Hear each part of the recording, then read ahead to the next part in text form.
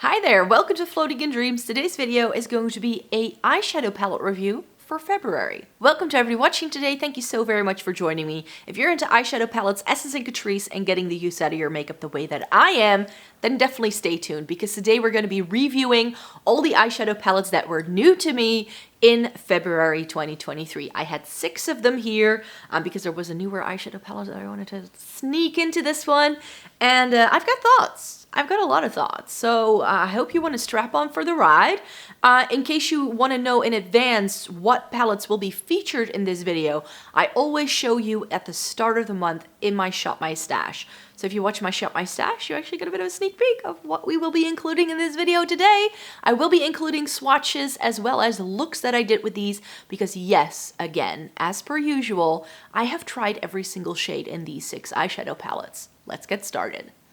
But before we do that, I need to tell you that I have fair skin with a cool to neutral undertone, which greatly skews my makeup preferences. And because I've been buying, trying, and reviewing makeup for more than a decade, I also have some very strong favorites. So if you want to join the Snow Angel Club and you're here for the ride, all you need to do is click the subscribe button down below.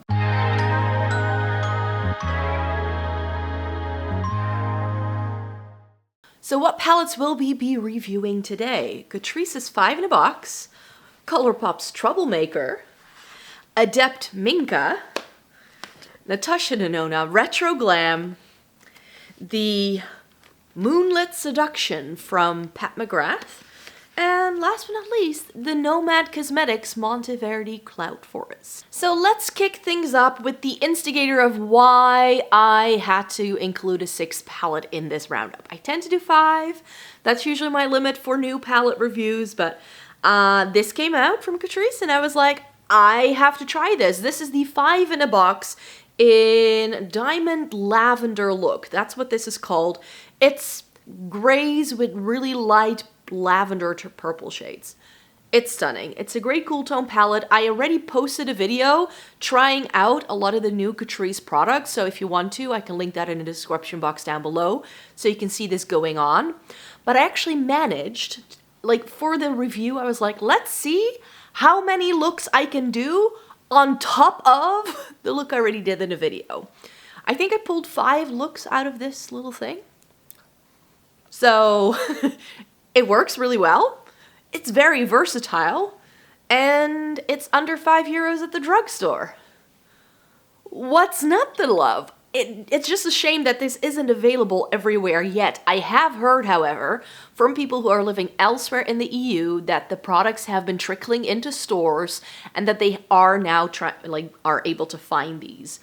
So I don't know when things are coming to your territory. Definitely check out the brand on Instagram. They can usually help you there when things come.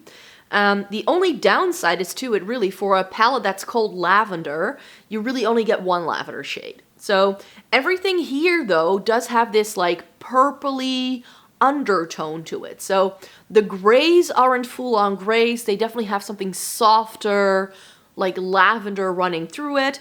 This as well, this is more like a mauve-y kind of shade. It's gray with a bit of purple running through it. And then also the white isn't like a straight up white, but again, it has a soft lilac sort of vibe to it.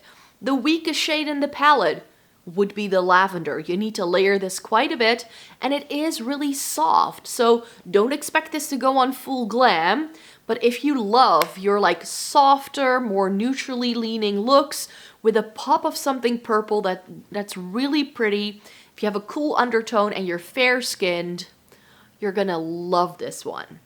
You're just gonna love it. And then the surprise of the month would go out to the Colourpop Troublemaker palette.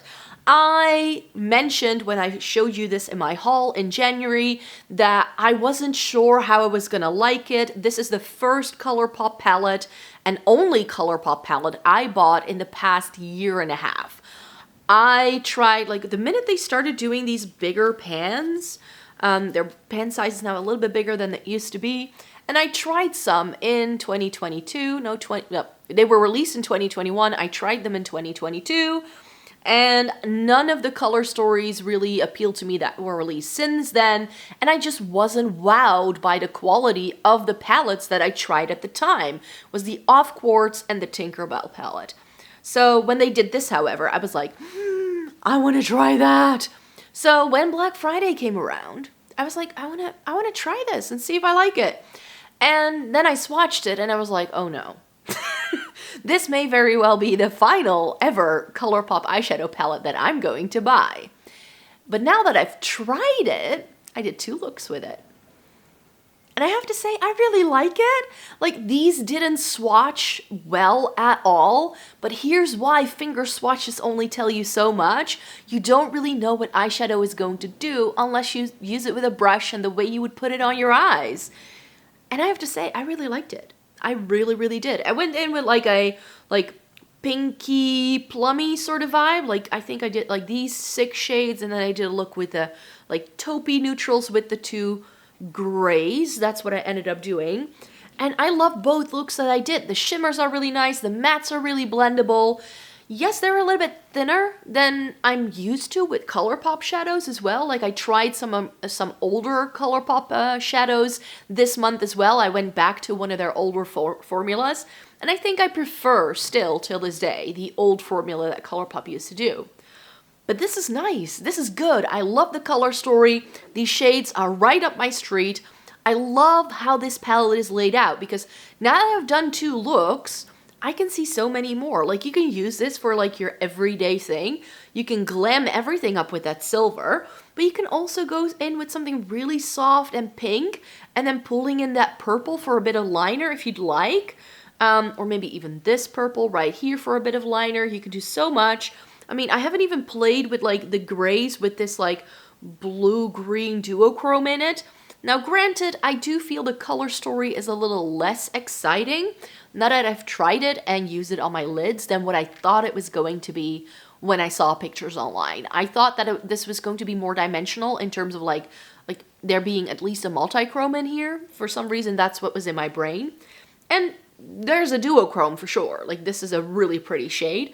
But as far as duochromes go, this is not very unique. It's like a blue-brown or brown-blue, whatever you want to call it. So it's similar to other duochromes I have in other palettes, so that wasn't wholly unique and exciting. And the other shimmers in here are really, really pretty. But for instance, something like this deep of a shimmer with the purple, like it's a black base with a purple shimmer. It's really pretty, but that sort of vibrancy that the shade has in the pan will only show up if you go this intense and opaque. So you really need to build it up so it works great as liner or on the lower lash line where you tend to wear more saturated colors, but it won't translate very well to something smoky all over the lid, I'm sure. So there are some limitations to these shades, but overall, just because it performed so much better and I really like the vibes, like the colors in this palette just went with my complexion and my eye color and my hair color so well that this is one of the best Colourpop palettes I've tried in the past 2 years. And now the bar is not that high because there wasn't a lot I liked before that because I reorganized almost every single Colourpop palette I own. But this is one that's gonna stay like this. And now I've tried this. I'm like, you know what, maybe I should try some of those other palettes that I was like semi-interested in that came out since then, because I think this was released in October.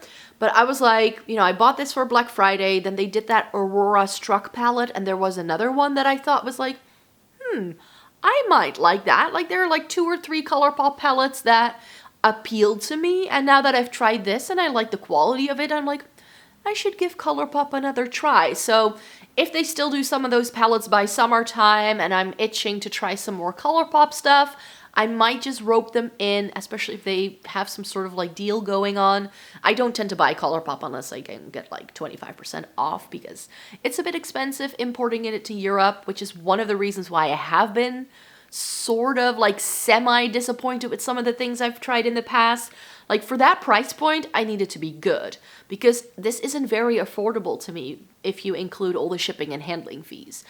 So that's why I do hold Colourpop to a slightly higher standard than some other people, but this one definitely lived up to it. Then I think this may be my most disappointing palette all month, and it's the Adept Minka palette. It has nothing to do with the palette itself in terms of like what it does. I mean, I knew going into this that this would have limitations, but it had different limitations once I started playing with it than what I had expected from it at first glance. Because I tried the Ninhydrin as well as the Plain Jane Remastered last year, and because I liked those so much, I ended up buying this when I started, when I saw it being released.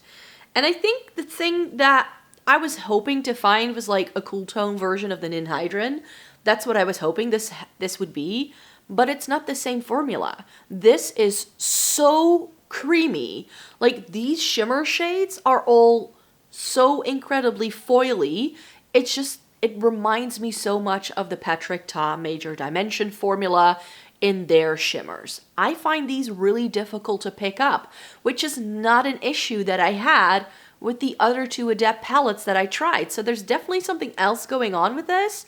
And I felt that in terms of like what the palette gave me, it was like these two shades that felt most similar to what the other palettes had. But this entire top row of like high shine metallic foily shades, I can only use them with fingers. And if I can only use something with fingers, it means that the palette is even less versatile than it was already going to be, because we only get 2 mattes, and then everything else has shimmer. And I also feel that, for instance, these 2 shimmers, and actually the blue a little bit as well, doesn't really go with everything else in the palette. Like, I would have liked these shades to just be a little bit different. Like, can you see what I mean? I mean, the entire top row is lovely. Those purpley shades and the 2 multi-chromes are lovely. But I'm kind of stuck on what I need to do with these. So I kind of threw them into a look just to see what would happen. And of course, I'm playing around with a lot of eyeshadow, and I think that this is a great palette if all you want to do is like a matte in the crease and a shimmer on the lid. But then it would take me like 2 weeks to try all of these shades. So I had to sort of maximize how I would play with this and throw things together. So that was another limitation of my review. But it was just like, the texture of it. Do I like the shades? Do I still love the color story? Oh yes, I do. I really like these 2 purples, but I know you can blend perhaps these 2 together to get more of a crease shade, but this is too deep for me, this is too light for me for a crease. So that's another sort of like downside to it. So as lovely as this is, I don't, like, the Adept palettes, like, none of them have been like standalone palettes for me, for sure, especially the Plain Jane. The Ninhydrin was a bit better at it, and I expected this to be more like the Ninhydrin, as I'd said. But there are just some limitations here that don't make this a standalone palette for me, and I just want my palettes to be standalone. Yes, I pull in singles, and I can like use some of my like taupe shades from the Naked 2-3 that I put together myself, that I keep in my everyday makeup drawer to make this work. I can definitely do that in the future, but I definitely feel that this palette is perhaps a bit too limited for what I liked it to do. Is it a stunning palette? Was I able to pull some stunning looks out of it? For sure. This has definitely some very unique shades, but I have so many unique shades in my singles collection that maybe this was just a little bit superfluous. So that's where I'm coming from. However, if you're someone who doesn't have a lot of these like really foily multi-chromes and like really high shine shimmers, like this entire top row formula very much reminds me of some of the shades I have by Terra Moons and Cleona, the Sydney Grace high shine metallics. Like, that's what this comes close to. However, this has that creamy, very difficult to pick up formula that I found the Patrick Ta had, and this just therefore isn't my favorite because it's just a little bit difficult to work with. The shades aren't too versatile, so as lovely as this is, it's also quite expensive, and I need to import it from the US. So for me, this was a bit of a miss, but I know I'm gonna keep it around. So help me out and let me know whether you know whether the Adept palettes are magnetic or not, because maybe I should rearrange some of these.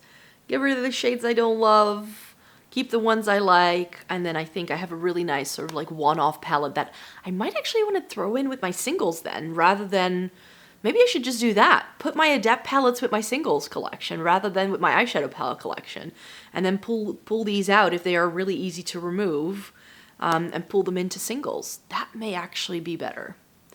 Let me know what you would do. I would love to know. So yeah, this sadly wasn't my favorite. I do really enjoy some of the shades in here, but the formula was a little bit finicky, and I feel that I just wanted a little bit more from this. I had really high expectations, and this just didn't quite live up to it. I know people want to know how I feel about this one, Natascha Denona Retro Glam.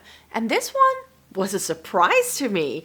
A pleasant surprise, because when I started swatching this as it came in, I wasn't sure. I'm gonna be very honest. I love my mini retro. I quite like the retro palette as well. But in terms of this color story, once I started swatching it out, I already did a couple of shorts with it. It looked cool. It looked nice, but I wasn't wowed by it. And some of the pinky shades seemed a little off for me. And then I started playing with it, and I was like, oh wait, this is in fact very, very pretty. So what happened for me in this palette a lot, and I'm not sure if this is gonna happen for everyone, but I did like a neutral look with these like taupe shades, and the taupes have this sagey green undertone. So when I started playing around with them and I just paired those neutrals together, I was like, these have a green undertone. A sagey gray green undertone that I really like. So in terms of like taupey shimmers, these are a little bit more unique compared to all the other taupes in my collection. The greens in here were stunning. And once I started playing with the rosy shades, I actually found out that it's really pretty as well. So the way this turned out, I was really, really happy with it. Now that I've played with some Natascha Denona palettes, I feel that I don't always get the shimmers, however, that I would want to have. So, for instance, like, did I really need 2 of these very light taupey mattes? Maybe not. These are quite similar, one's applied to the eye.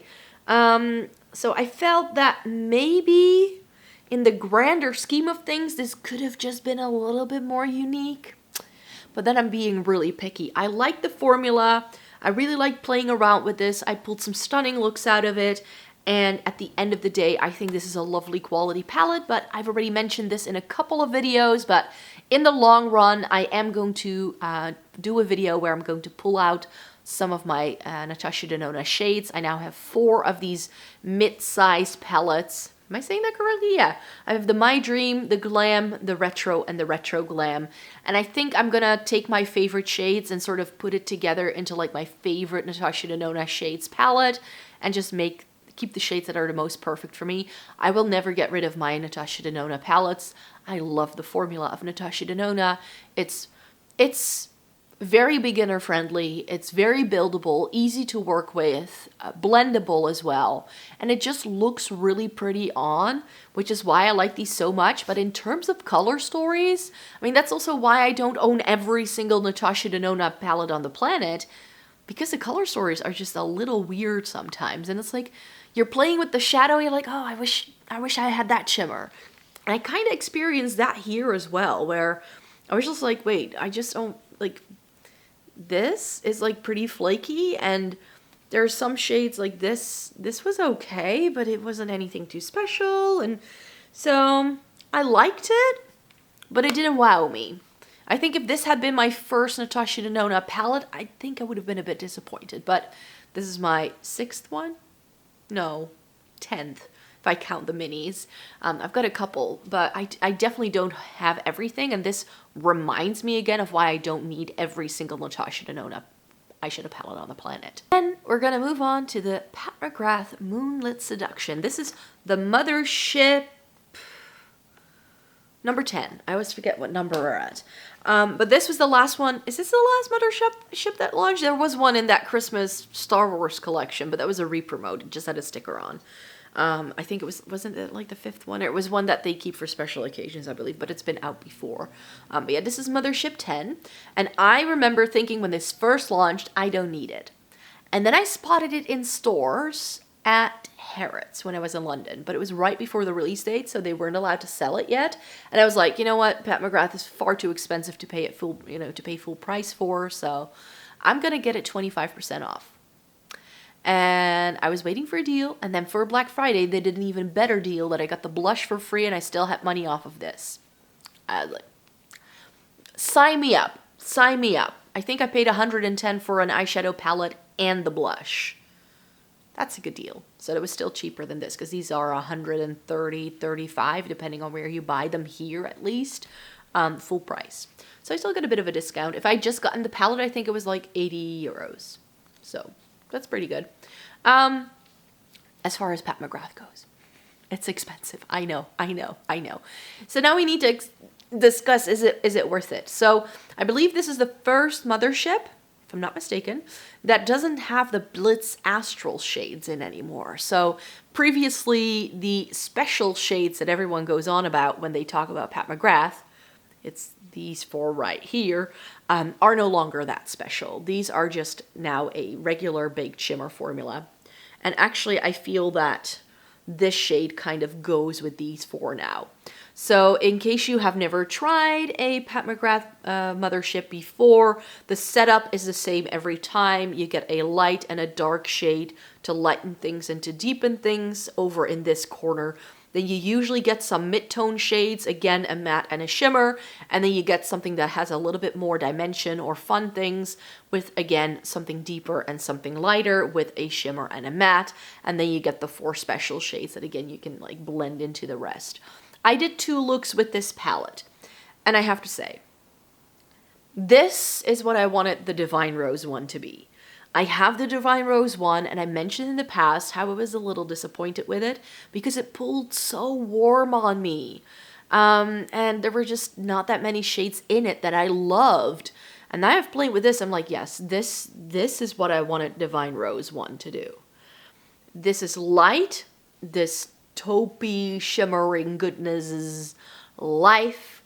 This brown, it looks like a pinky warm tone brown, but it looked very stunning on. This cool tone brown is really stunning. I really like that shade as well. Yes, it's a bit warm. Like the only shade I really can't get down with is this. Like this guy and maybe this. Those are the 2 super overly warm tone shades in here. But everything else is either cool toned or neutral leaning. And it's light. It's very, very fair skin friendly, which I love. And if you like your cool tones and you have a more neutral undertone like I do, and you can get away with a little bit of everything, then I think this palette, if you've never tried a Pat McGrath palette and you're thinking of buying your first one, and you have fair skin with a neutral undertone, this may be a good one to try. I really like it. We get this really nice, can you see what this does in the mirror maybe? If I play around with it like that, do you see? Like this is super dimensional, which is great. This is really lovely too. It's more of like a peachy shade, but it was really pretty, and it's very pretty with that rosy. Like these 2 together are so stunning, and then you can pull in some of those other warm tones. This plummy shade was really lovely. I quite enjoyed the white as well. Has a bit of a flip too. So this is really lovely, and I now feel pretty solid in my decision. I was already playing with this in my head anyways to declutter my Pat McGrath Mothership 1. Mothership 1, no, that's the subliminal, that's gonna stay. The Divine Rose one is what I'm trying to say, which is Mothership 6 or 7. That's gonna be discontinued in the collection, and I'm gonna keep this around instead. Last but not least, the Monteverdi Cloudforest palette by Nomad. I didn't buy this. I won this in a giveaway. One of you lovely people actually signed me up for a giveaway because it was a creator you wanted to recommend to the brand, and then I won, and I was allowed to pick whatever palette I liked, and that was in the fall time, so this was the only one that was out that truly appealed to me. And it's I love the design of the packaging. It's quite a big palette. We get 18 shades, and it's fun, bright pops of color, very colorful. I did a full-on green look with this. I did a look with some of the, I actually filmed that as a short this month. So if you go and look up the cut crease I did as part of my makeup lessons, you want to see a green cut crease, it was this palette that I used. And I think I did a look with like the teals and the purples, and then I did a look with like the corally, pinky, orange, yellow shades, because I felt those kind of went together. Really lovely color story. I just love a bright pop. I would have liked some other shimmers with this though, because I feel that, you know, we don't really have a shimmer to go with the pink or with that really vibrant coral, and I do feel that these two shades are a little bit too similar. One's on the eye. They were very pretty though. I did really like the look of that. And so I was just feeling a little underwhelmed. However, if you love green, the greens in this are absolutely stunning, and I love the sort of thought behind the color story as well, because you get all those greens to represent the jungle, and then you get the bright pops of color to represent the animals living in the jungle. That's sort of the idea behind it. So I definitely get it. I really liked it for that reason, but I just would have liked at least one very vibrant shimmer in here, and everything in terms of shimmers, like save for that purple shade, it's all quite murky and grungy, which I feel doesn't really go with these really bright, almost neon pops of color. So for me, there was a bit of a mismatch. I did like the formula in here though. It's a pretty good formula.